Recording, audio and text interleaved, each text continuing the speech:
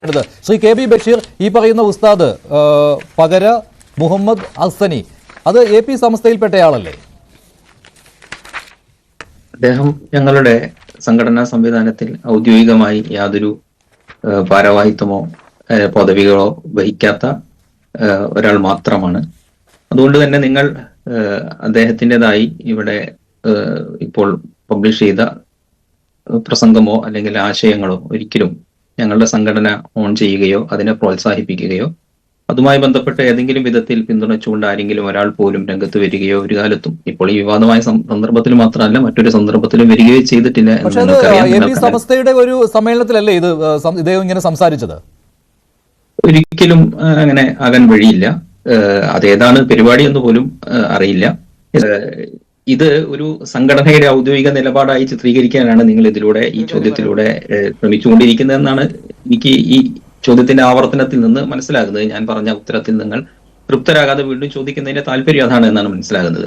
നിങ്ങൾക്ക് അങ്ങനെ ഒരു സംഘടനയുടെ ഔദ്യോഗിക നിലപാടാണ് അല്ലെങ്കിൽ ഇസ്ലാമിന്റെ നിലപാടാണ് എന്ന് നിങ്ങൾക്ക് സ്ഥാപിക്കണമെങ്കിൽ ഇത് ഒരു കൂട്ടം ആളുകൾ അല്ലെങ്കിൽ അത്രയധികം ആളുകൾ ഇതിനെ പ്രൊമോട്ട് ചെയ്യുകയും നിരന്തരം അങ്ങനെ ഒരു പ്രബോധനം നടത്തുകയും ചെയ്യുമ്പോഴാണല്ലോ അതിനൊരു സാധൂകരണം ഉണ്ടാകുന്നത്. അത് വലിയ രീതിയിൽ പ്രചരിപ്പിക്കപ്പെട്ടിട്ടുണ്ട് ശ്രീ കെ ബി ബഷീർ. നല്ലതല്ല, അത് വളരെ വലിയ രീതിയിൽ ഇപ്പോൾ പ്രചരിപ്പിക്കപ്പെട്ടുകൊണ്ടിരിക്കുകയാണ്. അതെ, തീർച്ചയായിട്ടും. അങ്ങനെ നമുക്കറിയാമല്ലോ, സീരിയസ് കണ്ടന്റുകളെക്കാൾ പലപ്പോഴും കൂടുതലായി വ്യാപനം നേടുന്നത് വൈറലാകുന്നത് സീരിയസ് അല്ലാത്ത കണ്ടന്റുകളാണ് എന്ന് നമുക്കറിയാം. അപ്പൊ അതുകൊണ്ട് അങ്ങനെ ഒരു പ്രസംഗമോ അല്ലെങ്കിൽ അത്തരത്തിലുള്ള ഒരു സന്ദേശമോ വൈറലായി അല്ലെങ്കിൽ കുറെ ആളുകൾ കണ്ടു എന്നതുകൊണ്ട് അത് അതിന്റെ സാധൂകരണത്തിനോ അല്ലെങ്കിൽ അതിന് ഞങ്ങളുടെ ഔദ്യോഗികമായ പിന്തുണയുണ്ട് എന്നതിനോ ഒരിക്കലും ഒരു തെളിവായി നിങ്ങൾക്ക് ഉദ്ധരിക്കാൻ കഴിയില്ലല്ലോ. അപ്പൊ അങ്ങനെയല്ല വസ്തുത.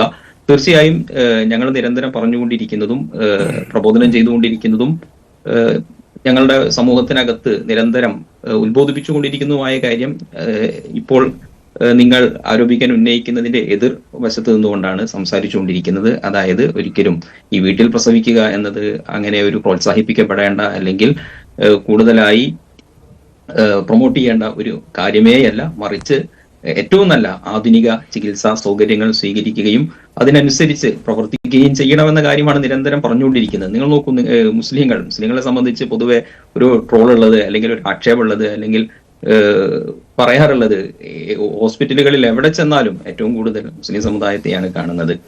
ഹോസ്പിറ്റൽ വ്യവസായം വിജയിച്ചു പോകുന്നത് മുസ്ലിങ്ങൾ ഉള്ളത് കൊണ്ടാണ് എന്നൊക്കെ പലപ്പോഴും ട്രോളിക്കൊണ്ടും ആക്ഷേപിച്ചുകൊണ്ടൊക്കെ പറയാറുണ്ട്. എന്ന് പറഞ്ഞാൽ അത്രമാത്രം ആധുനിക ചികിത്സാ സംവിധാനങ്ങൾ ആശ്രയിക്കുകയും അതിനെ ഉപയോഗിക്കുകയും ചെയ്യുന്ന ഒരു സമുദായം എന്ന അർത്ഥത്തിൽ ഇങ്ങനെ ഒറ്റപ്പെട്ട ചില ശബ്ദങ്ങൾ അല്ലെങ്കിൽ ഒറ്റപ്പെട്ട രീതിയിലുള്ള അത്തരം പ്രവർത്തനങ്ങൾ അതിനെ ന്യായീകരിക്കുകയല്ല, തീർച്ചയായും അത് നിരുത്സാഹപ്പെടുത്തിക്കൊണ്ടിരിക്കുന്ന ഒരു എനിക്കൊരു ടൈം തരണം.